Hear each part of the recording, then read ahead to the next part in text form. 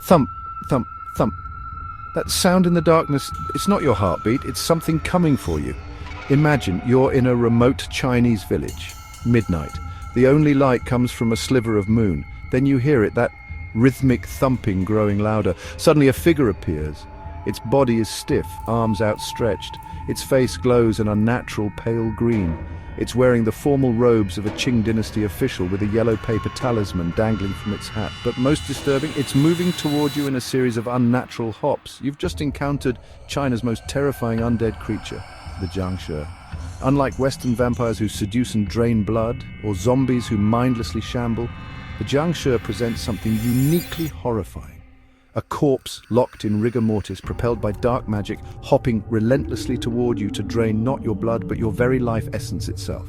But here's the most chilling part. The JIANGSHI isn't just ancient folklore. People in modern China still perform rituals to prevent creating these monsters, and some swear they've encountered them. So, what exactly are these hopping horrors? Where did they come from? And why do they continue to terrify across centuries? Let's start with something shocking. JIANGSHI mythology began not with supernatural horror, but with a gruesome real-world practice. The term JIANGSHI literally translates to stiff corpse in Chinese. But unlike fictional monsters, these stiff corpses actually existed in a sense. In ancient China, dying away from home presented a terrible problem. Proper burial in ancestral soil was essential for a peaceful afterlife. But how could poor families transport decomposing bodies hundreds of miles without carriages or proper coffins? Enter the corpse herders, specialized Taoist priests who performed one of history's most macabre services. They claimed they could temporarily reanimate the dead through ritual magic, commanding corpses to hop home under their own power. These priests would allegedly attach talismans to the deceased, then lead them in single file, traveling only at night, ringing bells to coordinate their movements. Think about that for a moment. Imagine witnessing a line of corpses hopping through mountain passes under moonlight, led by a priest ringing bells. Would you believe they were actual reanimated bodies? Or was something else happening? Some historians suggest these hopping corpses were simply bodies strapped to bamboo poles carried by porters who stayed hidden in the darkness. The bobbing motion of the porters would make the corpses appear to hop from a distance. Others believe the entire practice was purely legendary, a way to explain the mysterious night transportation of the dead. Whatever the truth, this practical beginning evolved into something far more sinister in Chinese folklore. Corpses that had absorbed enough yang energy to move and attack the living independently. But what could transform an ordinary corpse into a murderous JIANGSHI? Traditional beliefs identified several disturbing possibilities. Most disturbing? A person whose spiritual essence wasn't ready for death might refuse to leave their body, becoming a JIANGSHI out of sheer will. Unlike the romanticized vampires of Western literature, the traditional JIANGSHI is a grotesque mockery of humanity. Picture a corpse with stiff, outstretched limbs, locked in rigor mortis. Most disturbing is its face, often depicted with bulging eyes that have turned white and pupilless, and a protruding tongue that hangs from its mouth. A detail inspired by the actual phenomenon of tongues swelling during decomposition. The JIANGSHI wears burial clothes typical of the Qing dynasty official robes and a distinctive hat with a rectangular yellow paper talisman attached.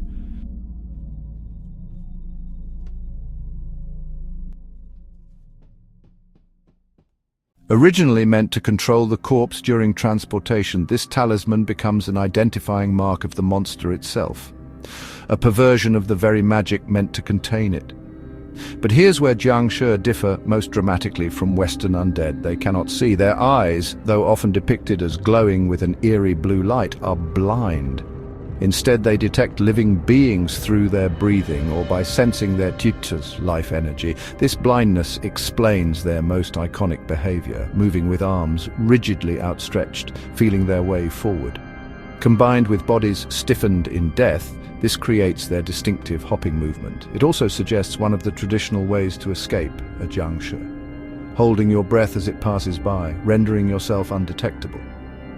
As they consume more qi, JIANGSHI become increasingly powerful.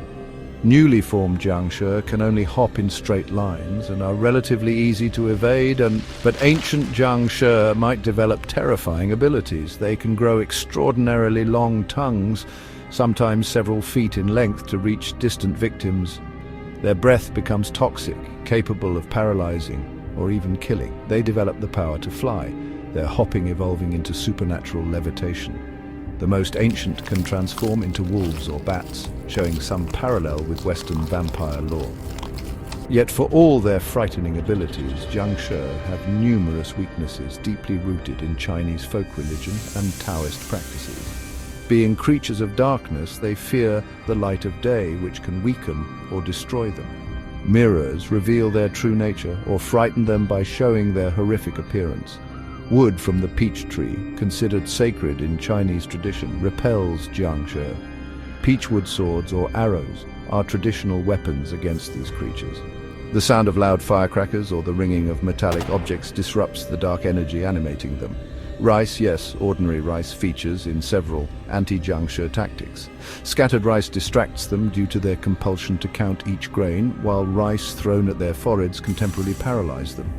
Most importantly, Taoist priests can subdue JIANGSHI using special yellow paper talismans called fulu, inscribed with magical characters.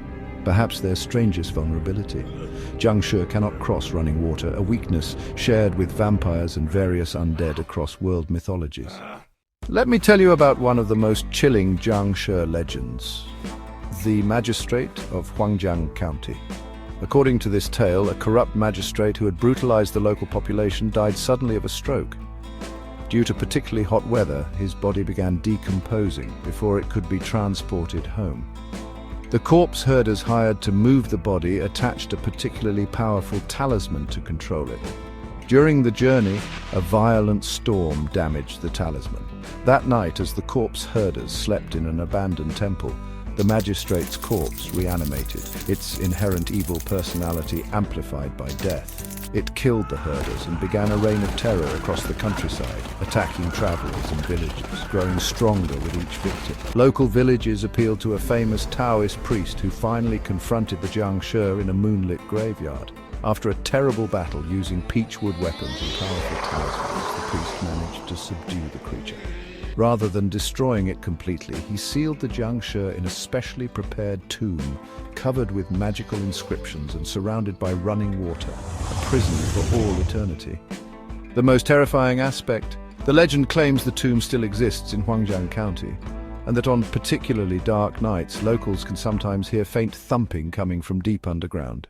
While traditional JIANGSHI stories inspired genuine fear for centuries, their entry into popular culture came primarily through Hong Kong cinema in the 1980s. The 1985 film Mr. Vampire, directed by Ricky Lau, established the modern visual portrayal of JIANGSHI with their now iconic appearance, pale green skin, outstretched arms, and Qing dynasty officials' uniforms.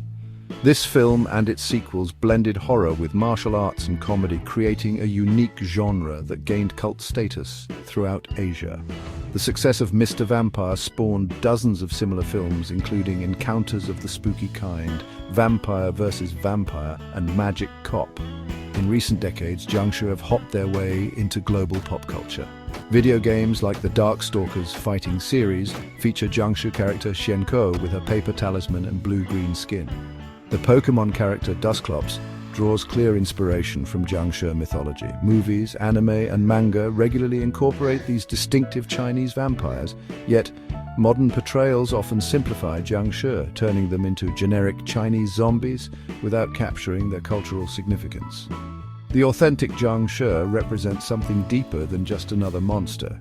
It embodies specific Chinese cultural concerns about proper burial, respect for ancestors, and the natural order of life and death. The JIANGSHI's specific weaknesses also illuminate cultural elements. The power of rice, peachwood, and Taoist talismans all connect to everyday items and practices in traditional Chinese society, just as Western vampires' weaknesses reflected elements of European culture. In modern China, while most educated urban dwellers view JIANGSHI as purely fictional, some traditional beliefs persist in rural areas. Certain funerary practices still aim to prevent the deceased from becoming JIANGSHI, including placing specific objects in coffins, performing particular rituals, or taking special care with the positioning of the body.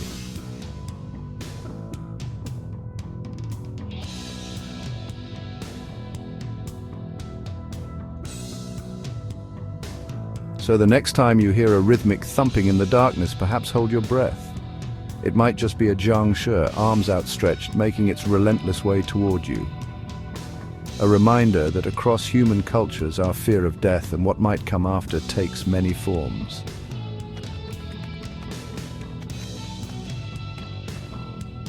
But perhaps uniquely in the JIANGSHI, that fear comes hopping towards us, one bound at a time. Thump. Thump. Thump.